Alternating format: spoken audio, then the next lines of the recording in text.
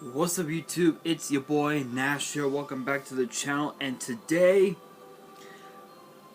premium live event predictions once again. This time is for NXT In Your House 2022. This is probably going to be the strangest card I've ever seen. In all the in the 6 years that I've been doing this,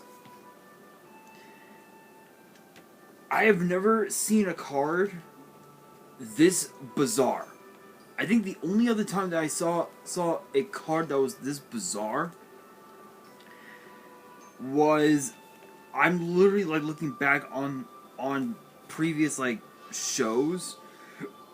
Excuse me. And I think honestly the strangest card would probably have to be WrestleMania 33 when it was in Orlando. The reason why I say that is because we had literally every title was all the titles were defended. The WWE title, the Universal title, the United States title, the Raw Women's title, the SmackDown Women's title, the Cruiserweight title when it was still around and 205 Live was still a thing, the Raw Tag Team Titles, the Intercontinental title, and I think the only titles that were not defended were the SmackDown Tag Team Titles, unfortunately. But still, it was a weird show. This one might be the weirdest of them all. So we kick things off.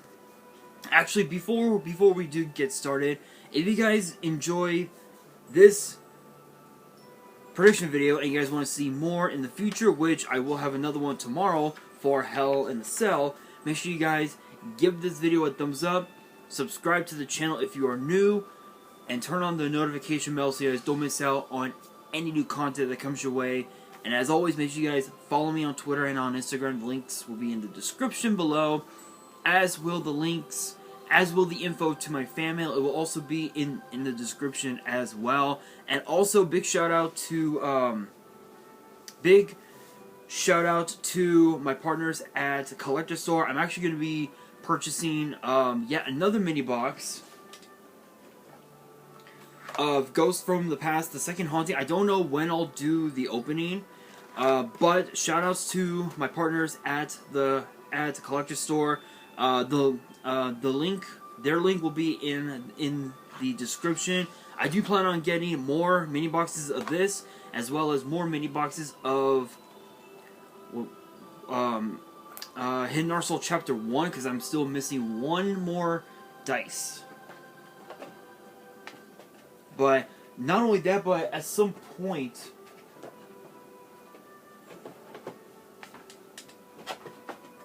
there we go, finally. At some point, I do plan on getting Legendary Duels from the Deep. I know that Tom Box, Cyber Knight, and Jobber just released their openings, and I haven't watched them yet. So big shouts to them. Big shouts to my partners at Collector Store. For all of you Yu-Gi-Oh fans out there, be sure to check them out. Link will be in the description, as well as their address if you guys want to check them out physically. Let them know that I sent you, and they'll hook it up big time. Anyway, guys, let's get straight into it. So we kick things off with a massive 6-man tag that was announced last night on NXT. It is the battle to see who is the superior faction, if you will.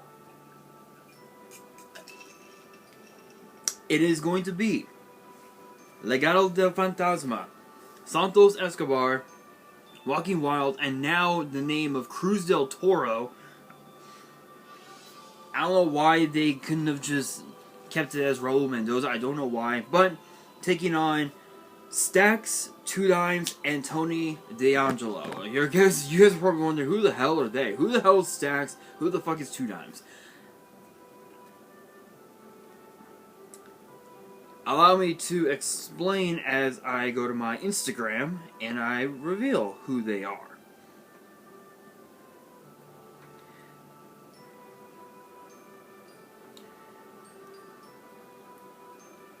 Let's see. So Troy Donovan is the one that calls himself Two Dimes, and the other one is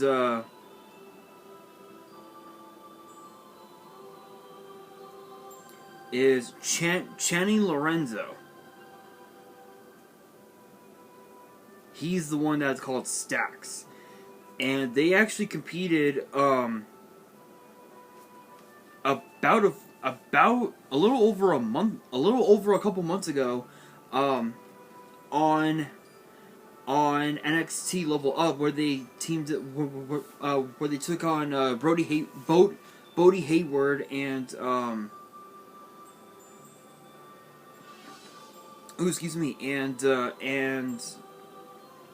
and Andre Chase, part of Chase U, which I have to admit, Chase U's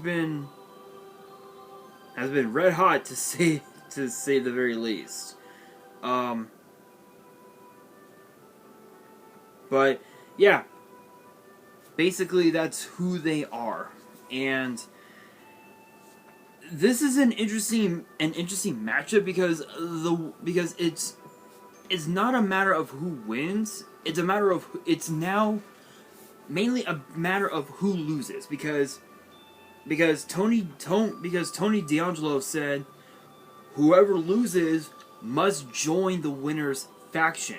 So if Stacks, Two Dimes, and Tony Deangelo lose, they join Legado Del Fantasma, and their family, if you will, becomes even stronger than they were before. But if Tony Deangelo's team wins, Legato, all the members of Legato, including Elektra Lopez, must join up with Tony Deangelo and his crew.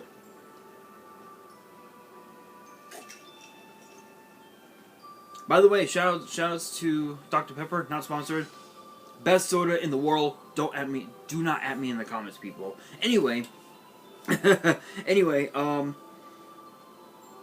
it's interesting because with one of Tony Deangelo's dudes, AJ Galanta, I believe was his name, with him still technically out of the picture, this gives Legato basically a one person advantage, with Elektra Lopez being at ringside, obviously. And it's interesting because I can actually imagine both teams joining up with the winner. So so Stacks, Two Dimes, Tony D, Angelo, I could definitely see them joining up with Legato and vice versa. I could definitely see it, because with them being together, no matter who wins, they could potentially take all the gold across both NXT, and if they wanted to, NXT UK, because you guys know that Von Wagner, Lash Legend, Ivy Nile, and Damon Kemp, both those two from Diamond Mine, have been traveling to NXT UK over the last few weeks, and now tomorrow night, and now tomorrow on NXT UK, we have, I believe it is tomorrow, I don't remember, but it's going to be Ivy Nile challenging Meiko Satomura for the NXT UK Women's title, which that's going to be a hell of a matchup, but that could very may well be, excuse me, Ivy Nile's first loss, which is a possibility, but we will see. But I have to admit, this is going to be a very intriguing matchup, to say the very least. Honestly, here's the thing: Stacks and Two Dimes. The hell? There. Ow. Sorry, guys. Had to rip my hair out because my strands, my hair strands are loose. Anyway, this is kind of unique because Tony Deangelo, Stacks, and Two Dimes have only been in NXT for not even a year, almost a year for Tony Deangelo. In fact, I think it was like right around October, right around October or November that he debuted in NXT. Saxon 2 Dimes have only been in NXT for a few months. You know, and of course, Legato, they've been around for years. You know, for what, 2 years now? You know, back when Santos was known as Legado Del Fantasma, which I believe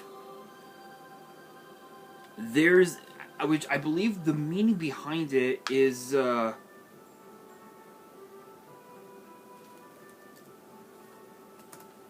if I remember correctly,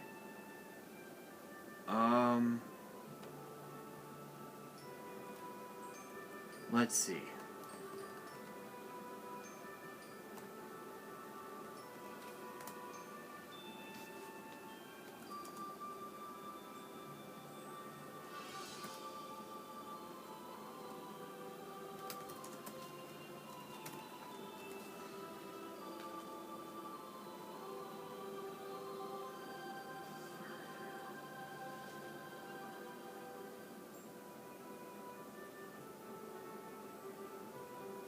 In which Legado del Fantasma is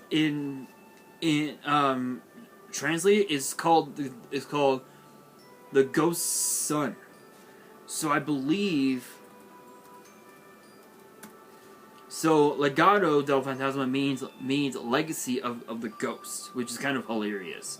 But it's an interesting one. It's kind of interesting to see who will come out on top. I can't really say who wins or who loses, but if I had to make a prediction, I would have to say Legato. I would have to say Legato takes it. There's no way in hell that Santos and the rest of Legato lose. There is no way in hell. They've been together for far too long. They've come so far. There is no way that they are going to fucking lose. If they lose, basically they become a disgrace to NXT. And my brother just texted me, so give me 1 second.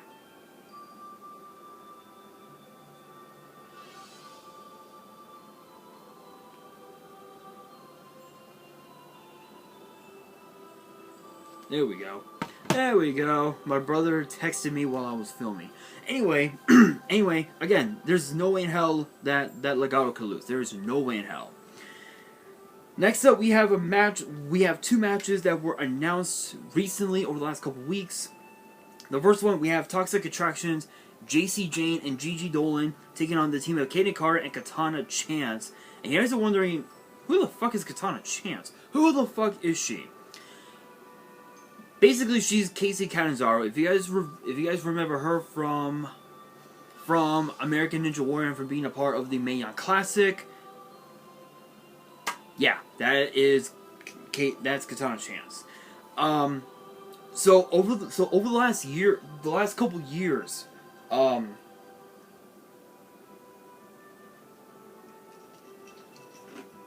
ever since the NXT Women's Tag Team Titles were first introduced, Kaden and Katana both have dreamt of being tag team champions, and they've had not even, I don't even think they ever had a shot at the NXT Women's Tag Team Titles. Maybe like 1 or 2 at some point, but I don't remember.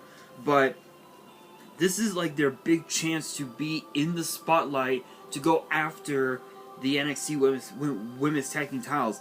But here's the thing: while it is true that they have been teaming up for quite some time, this is Toxic Attraction we're talking about here. They've been dominant throughout the last 8 months that they have been together, you know? And there's, in my opinion, if Kaden and Katana do win, then obviously, not only will they become champions, but it would be a massive upset, and it can ruin the mental state, the mental game, excuse me, of Mandy Rose, who will be defending her title, her NXT Women's title against Wendy Chu, which I will talk about here in a second.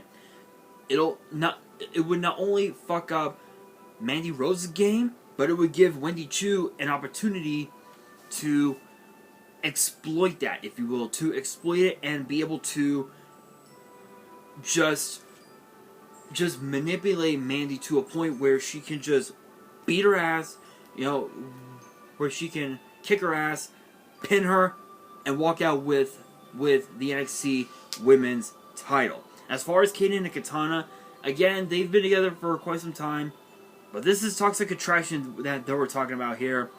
I don't think they're gonna walk away without those tag team titles. So I am gonna predict Toxic Attraction walk out tag team champions.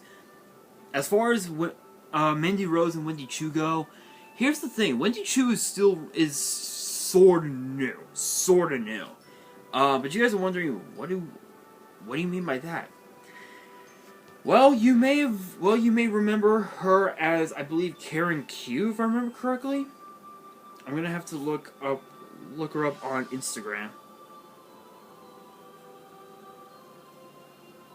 Here we are, Wendy Chu.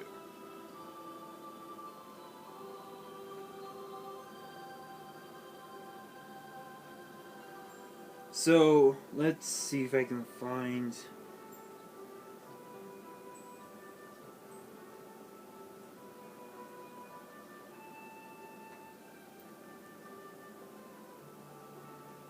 Alright, so here's here's an old photo of Wendy Chu when she was known as Karen Q.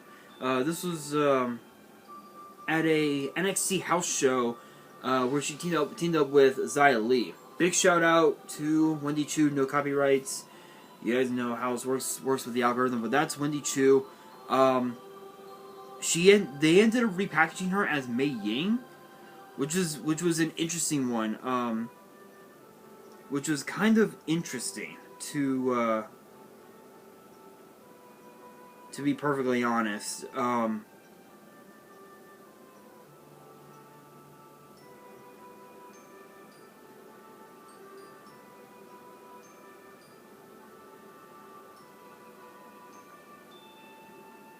And as far as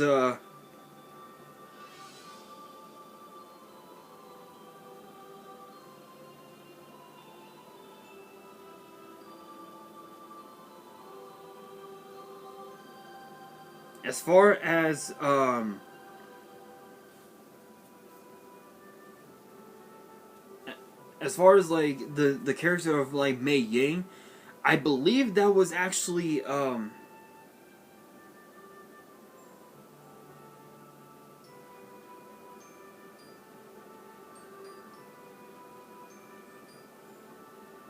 I believe Mei Ying. I believe Wendy Chu was Mei Ying, if I'm right on that.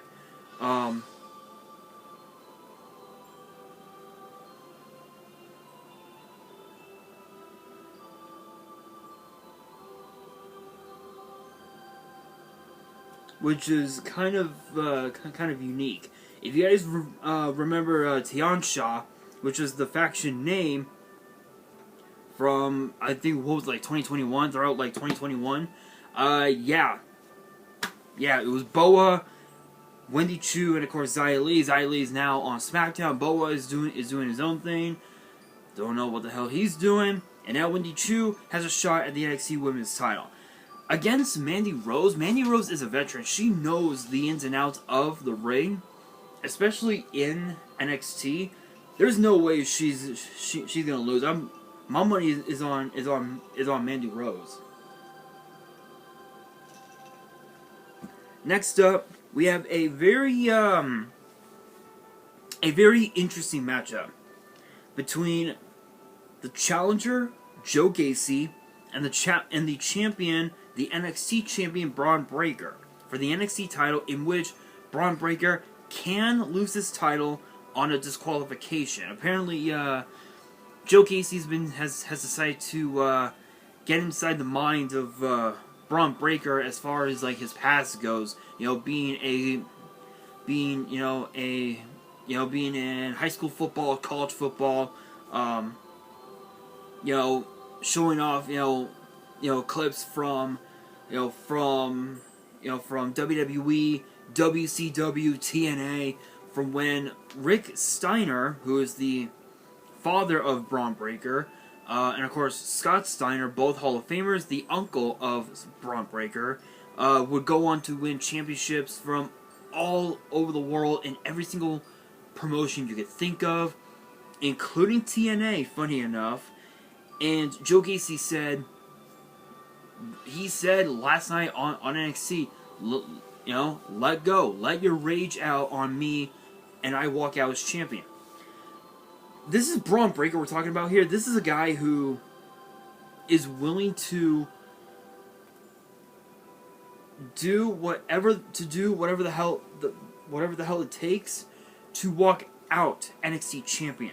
He tried that with the NXT Cruiserweight title against Roderick Strong, but unfortunately that did not come to pass.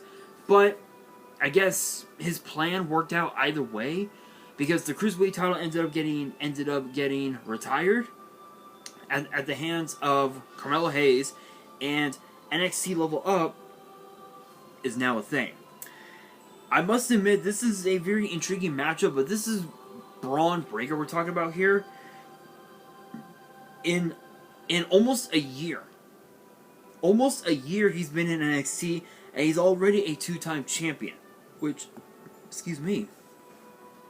is very intriguing. It was very intriguing to know that a guy like him could do it, but he ended up becoming a 2-time champion within the last, 5 months, if I remember correctly, within the last 5 months, because I know that he won the title. I think it was at New Year's Evil, and then regained the title, the Raw, I believe on the Raw after WrestleMania, after NXT Stand and Deliver, which took place on a Saturday morning, which was hilarious. I mean, if Joe Gacy can somehow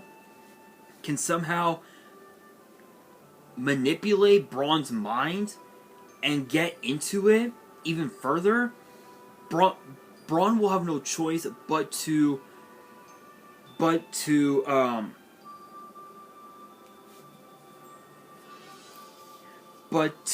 just let loose, let his anger out and everything, and he ends up getting disqualified. But if Bron Breakker can somehow get his way and control that anger, he can use that anger to just beat the holy hell out of Joe Gacy without getting disqualified, and he walks out as champion. He walks out still champion.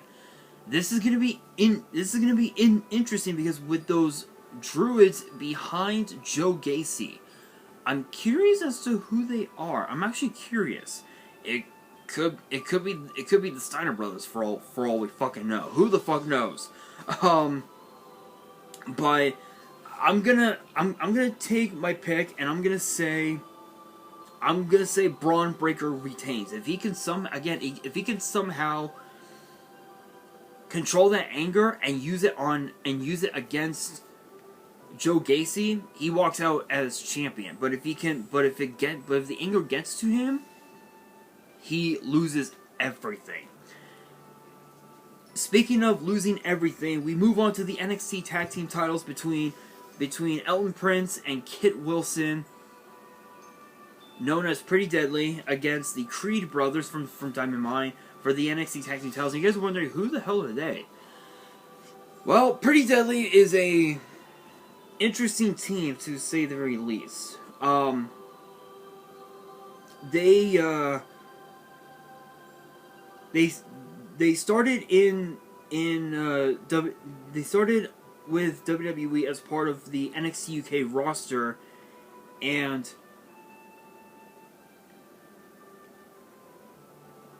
they were basically outcasts, so to speak, and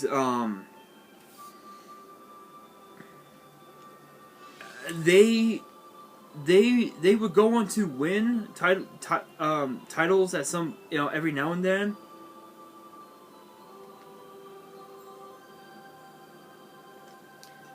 But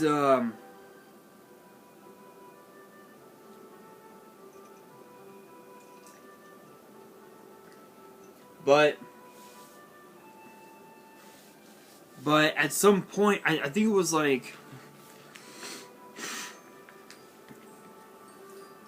what was it, like in 2020? I think it was like right around the end of 2020, where they ended up becoming the NXT UK Tag Team Champions, which was which was weird, but this is them. That's Pretty Deadly, and I believe.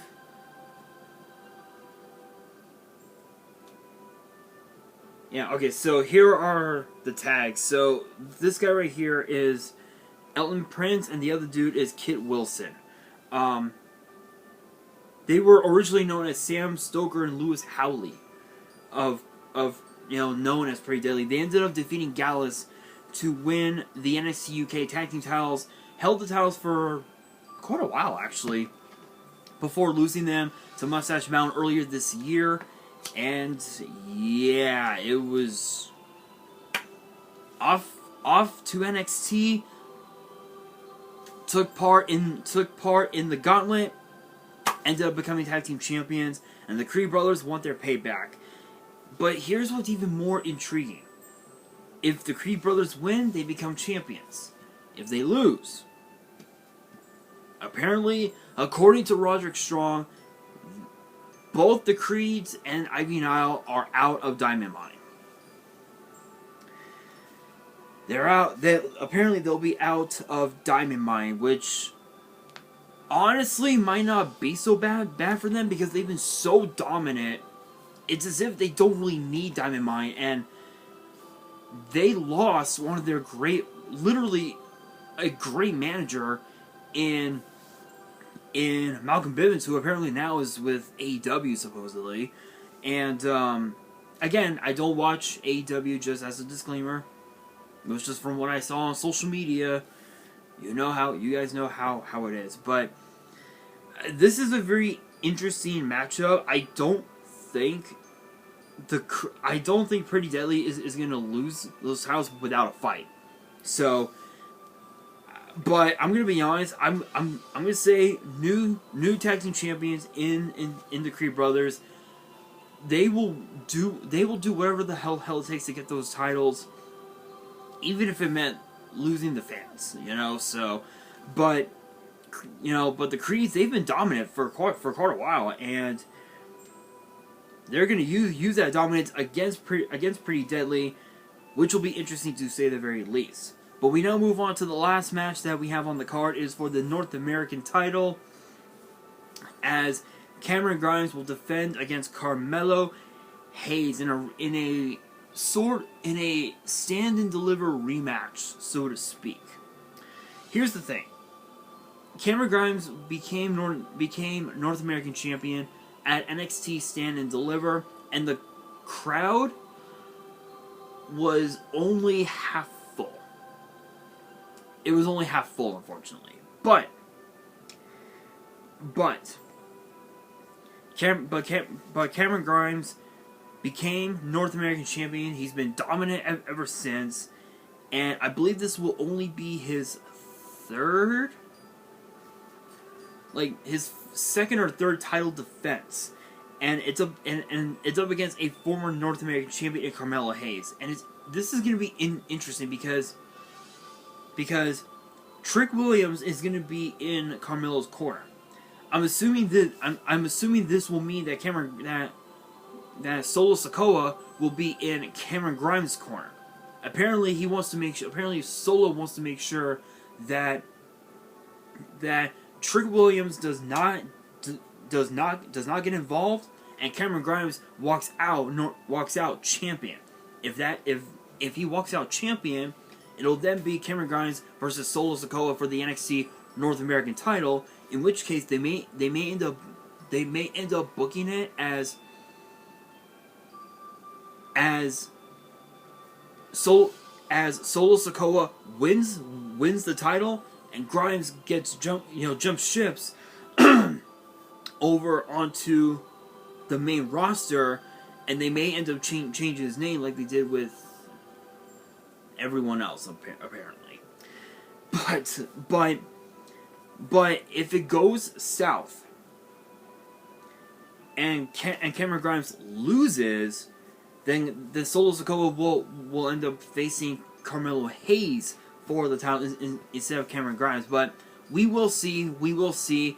But I am putting my money on Cameron Grimes. I don't think Cameron Grimes is going to go without a fight. Just plain and simple. But that brings me to the question of the day. As the card sits now, what are your guys' predictions on NXT In Your House? Let me know down in the comments below. And that will do it for today's video. Hopefully you guys enjoyed. If you did, make sure you guys smash that thumbs up button. If you guys are new to the channel and you guys want to see more premium live event prediction videos in the future, which I will have another one tomorrow for Hell in a Cell, make sure you guys subscribe to the channel and hit that notification bell so you guys do not miss out on any new content that comes your way. And make sure you guys follow me on Twitter and on Instagram. All the links will be down in the description below. And if you guys have any fan mail that you guys want to send me and you guys want me to open it up on the channel, all the info will be in the description as well. And on that, this is your boy Nash, signing out.